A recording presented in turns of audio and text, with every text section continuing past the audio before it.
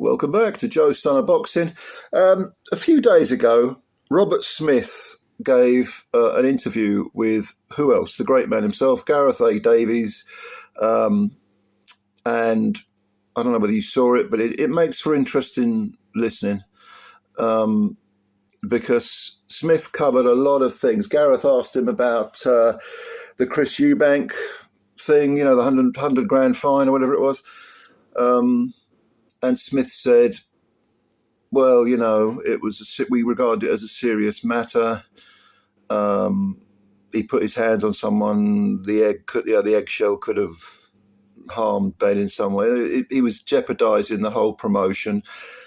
100 grand, that amount was questioned, and Smith said, well, we weren't bothered about the purses, which is nonsense, because of course you were bothered about the purses. You wouldn't find a, journeyman going into a 4-rounder with 100 grand, would you? Don't be daft.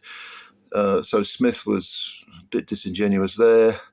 But the thing that really interested me the most, probably because it's to do with the safety of boxers, and I think that, as Smith says himself, that should be of absolute paramount importance. I agree with that bit. But he was talking about the Bakole sort of 11th hour, or 1 minute to 12 more like, substitution for Dubois, who cried off sick. He did mention Dubois. He said that one of the board's doctors, one of the board's leading doctors, like a high up ranking doctor, had seen Dubois and had said, okay, I don't think he should fight, and therefore Dubois didn't fight. So basically the doctor was saying, yeah, he's ill. He's got a virus or something. He can't fight. He shouldn't fight. So they pulled the plug on Dubois,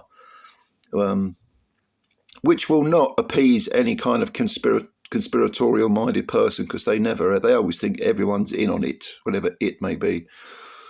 But that was an interesting point. But this business with Bakole coming in, one could argue that this counters Robert Smith and the board's professed concern with all things safety. Because as we know, Bakole flew over to Riyadh, arrived the day of the fight. So he arrived probably, 13, 14, 15 hours maybe before the opening bell.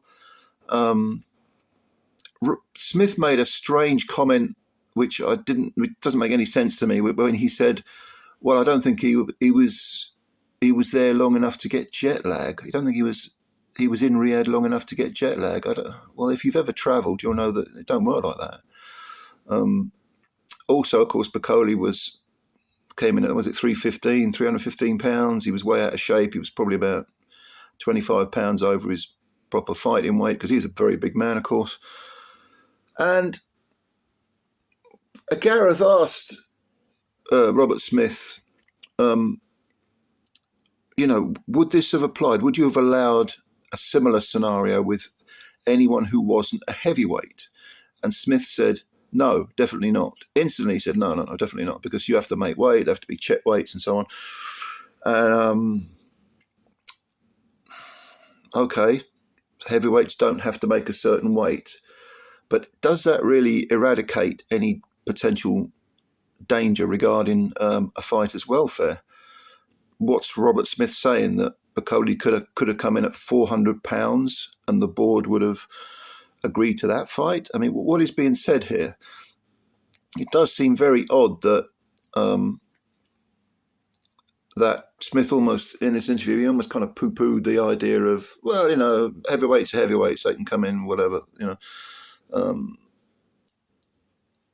And so it kind of, look, the board, I think the board get a lot of flack, and a lot of it is warranted, but some of it isn't, because I think the one area where the board normally excel is in the safety of fighters. And this goes back to the Michael Watson tragedy. It was Michael Watson's 60th birthday yesterday, or was it today?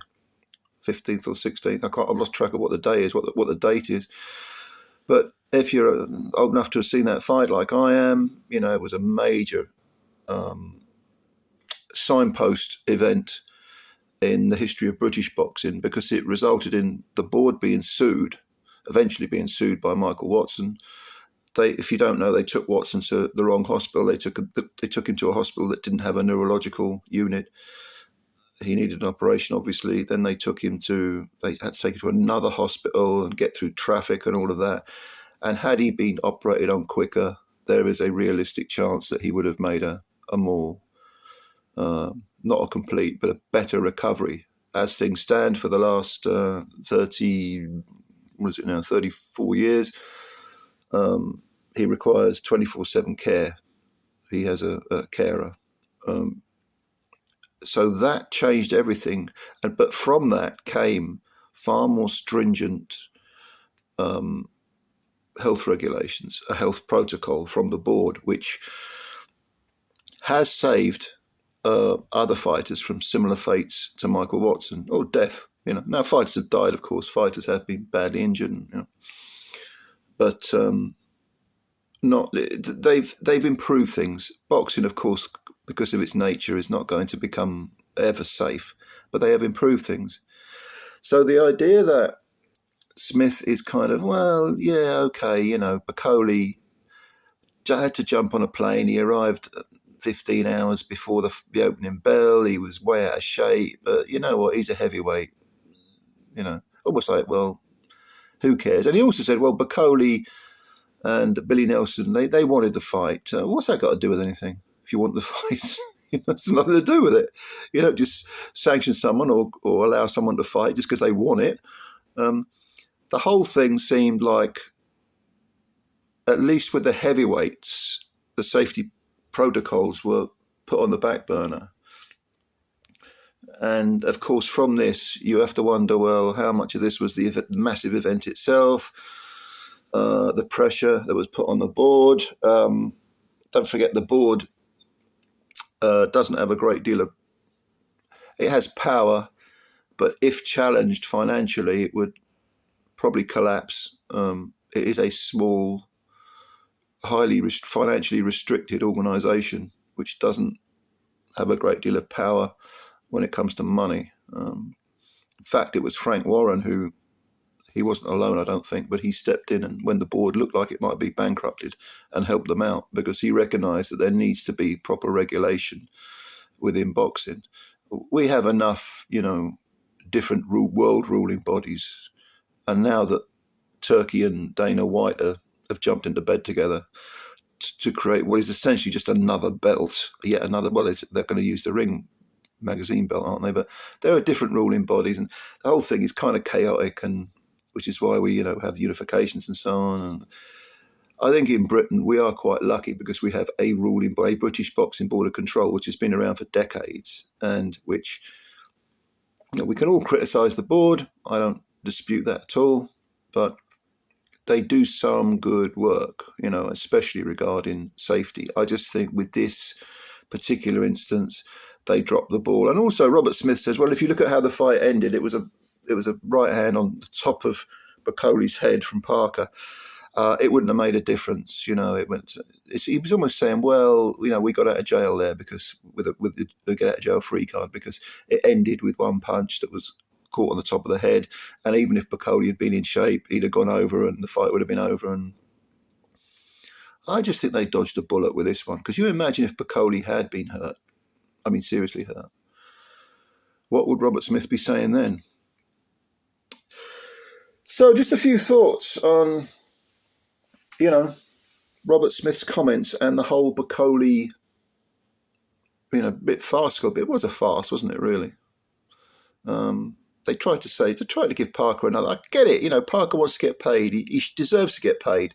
He did a whole camp. I think Dubois, I don't think there was any conspiratorial crap going on. I think that's just the usual conspiracy theorist bullshit. But Dubois, these things happen sometimes. He fell ill. The board checked him. The board doctor tested him, checked him out, said he wasn't fit. The board themselves said he wasn't fit. They had to get someone else, but did it need to be a bloke who had to go through that, who was in that bad shape, who, couldn't they found someone else who was in the middle of a camp, who was at their optimum weight? And I think they should really look at that and learn from it.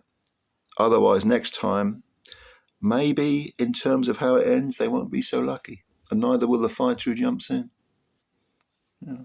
Let me know what you think. Comments below. As always, subscribe to the channel if you're new and hit the like button, please. Not that I'm begging or anything. No, you're building the channel up. I appreciate your support. And, yeah, spread the word about Joe Stunner Boxing. Thank you very much, ladies and gentlemen. I hope you had a nice weekend. I'll catch you later. Bye for now.